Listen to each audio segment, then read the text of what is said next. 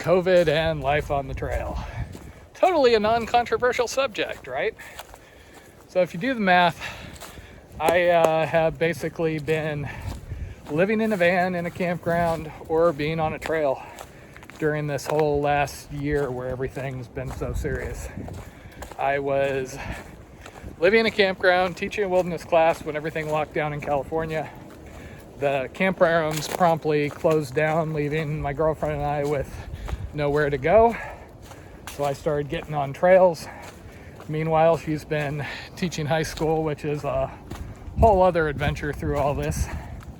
And then in May 4th, 2020, I got on the Pacific Crest Trail. I did the entire trail, finishing in end of September. And then I spent 3 months back in civilization, and then I started this trail out here in Florida.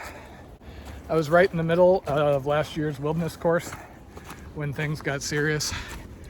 We got shut down with 3 or 4 weeks to go and had to cancel our bus trip and our snow hike and finish the class via Zoom, which was a real bummer. Because part of what I love about the wilderness class is just the interaction with the students. I love giving talks in front of people. It's really a bummer to do it over an internet connection, as I'm sure everybody can relate to these days. So we ended up shutting down, and then if you remember early on, there were some issues with an early test kit that was being used in the US. As it turned out, one of my students had gotten one of those tests, had tested negative for COVID, and I had been exposed to them at the last class. I was probably the person that got closest to them. Sure enough, about 2 weeks later, I get really, really sick. At the time, it was right around when the campgrounds closed and a lot of the short-term rentals closed. We didn't have any place to go. Jen and I ended up having to basically drop everything and drive a significant distance to get into Airbnbs and stay for a week at a time. Only option. Didn't have local family to stay with or anything like that in SoCal.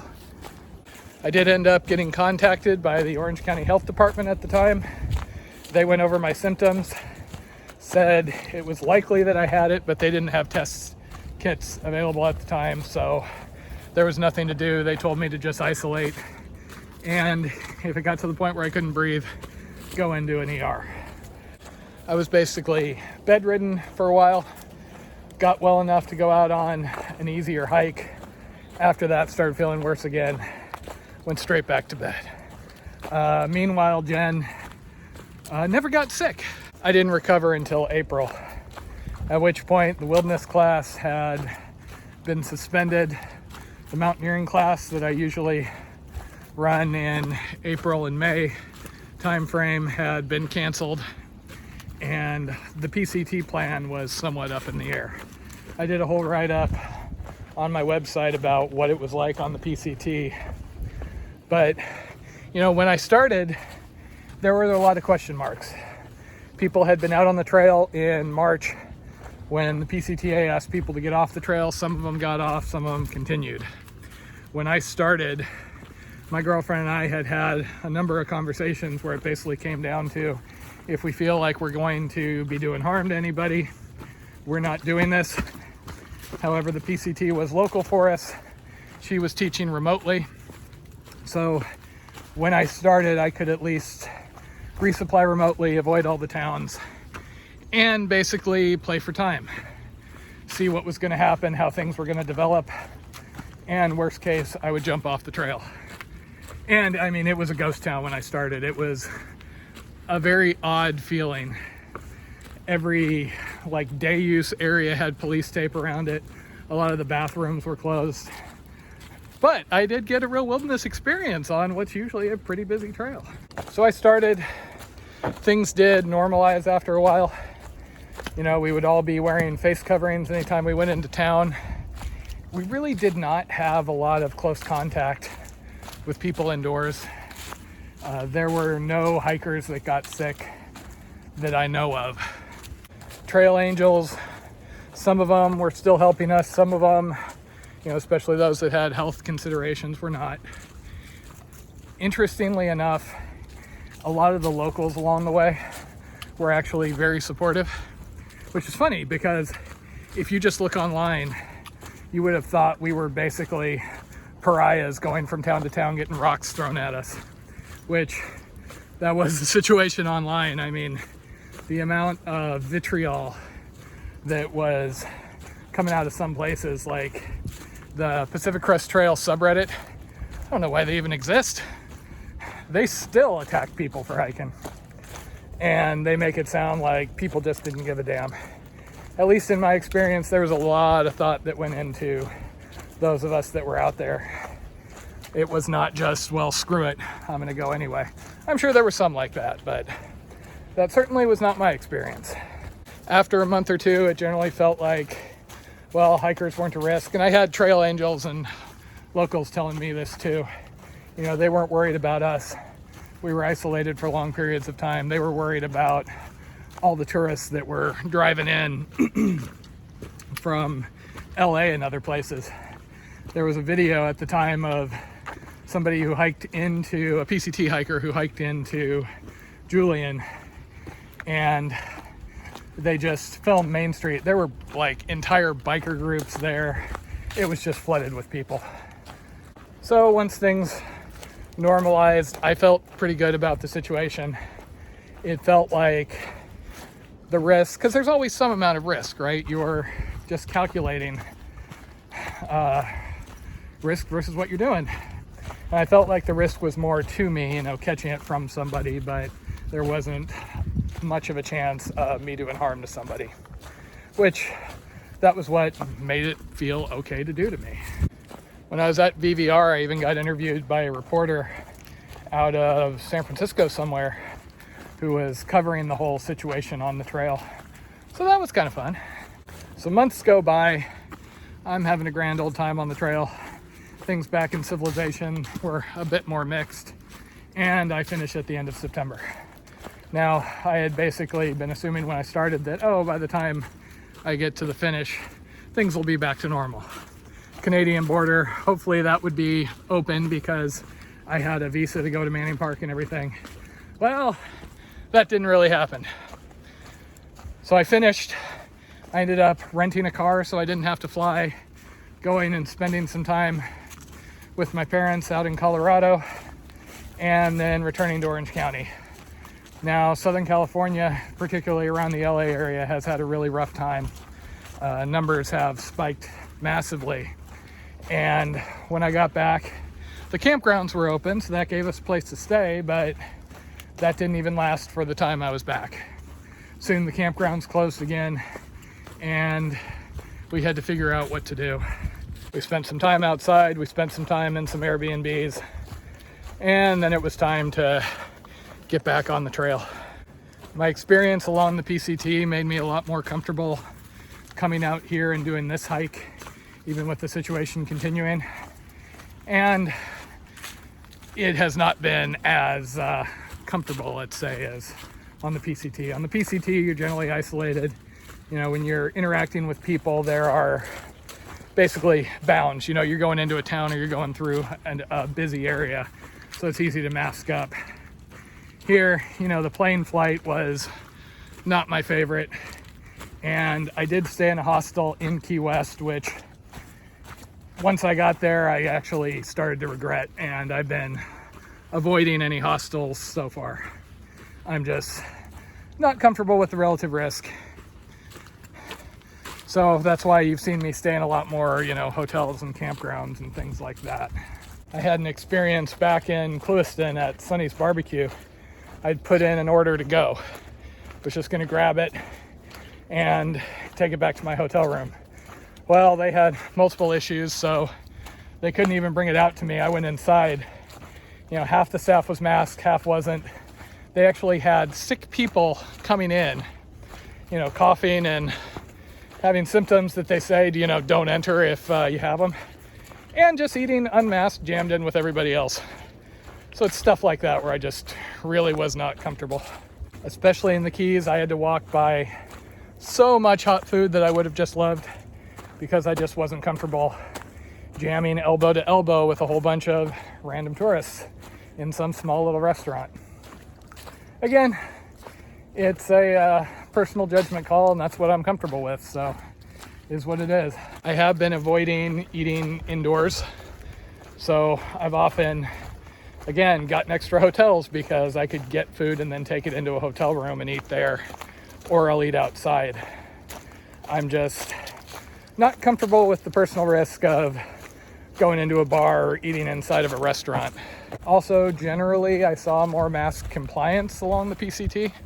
Some of the areas, especially in NorCal, not everybody was doing it, and I did have a few people get a little bit hostile when they saw me in a mask, but it's nothing like down here in Florida.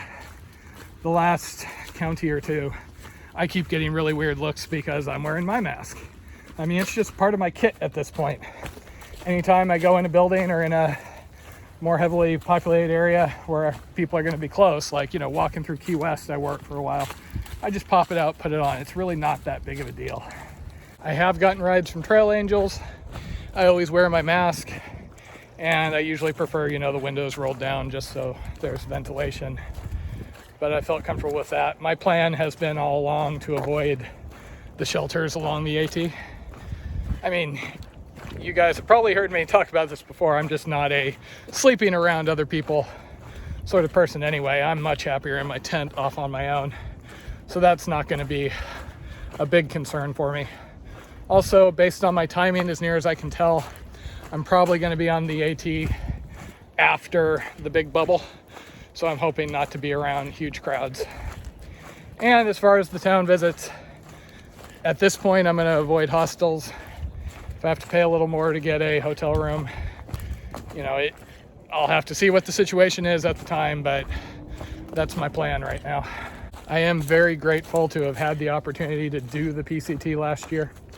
For me, who wants to be out in the wilderness, that was just the perfect year. And I've gotten to avoid a lot of the hell that a lot of my friends back in Southern California have been having to go through. Especially this last spike, it seems like everybody's been getting sick. I do plan to get the vaccine when it's an option. We think I had it, but we don't know for sure. And better safe than sorry. Because honestly, the last thing I want to do is come down with COVID out here and spend weeks unable to hike, hold up in some ratty motel, and then have to risk having, side effects after the fact. With the vaccine ramping up, I am really hopeful that the Canadian border will reopen before I get to the north end of the Appalachian Trail, because my hope is to get to Cap Gaspé. Now, who knows? That's still 4,000 some miles more, but that would be nice. I didn't really regret in the end not being able to go into Canada last year. The PCT ends right at the Canadian border, and it's 8 miles into the nearest town, Manning Park, on the Canadian side, and on the US side, it's 30 miles back to Harts Pass, a remote road on the US side. So we all had to go 30 miles out, 30 miles back, which you got to meet everybody that was finishing a couple of days on either side, which turned out to be really neat, especially since the community seemed fairly close-knit last year, since under 300 people finished the trail. Compared with, I think the last year that the PCTA had numbers was 1,900 people claimed to have finished. Now, technically, the PCTA was not recognizing through hikes last year, and I believe the AT organization is not recognizing them this year, but that's really not why I'm out here. I'm out here to do it. And the only recognition I really care about anyway is the Triple Crown, and that organization has made statements that they're basically not going to be dicks and they will recognize. It's self-reported anyway. So that's the one I care about. To me, the biggest bummer about the PCTA specifically not recognizing through hikes is just the lack of historical data, because they're not going to show numbers on their graph for how many people did the trail this year. And to me, that kind of historical information is very interesting. And I feel for the people that did want the little paper certificate, or to pay for you can pay $40 and get a medal that says you're a PCT finisher. Not my thing, but you know, it was for some people. So kind of a bummer on that respect. And just to reiterate, I have not run into a single person that has been, you know, nasty or threatening on any of the trails I've been on. Online, I have seen a lot of that. And I mean, there's a notable incident around Big Bear where a guy was threatening to shoot people if they came anywhere near his property. And just the overall vitriol online was really a bummer. There ended up being a Facebook group called Still Hiking PCT 2020 last year that came about because the actual PCTA funded Facebook group put in a rule that you could not talk about hiking or support anybody hiking.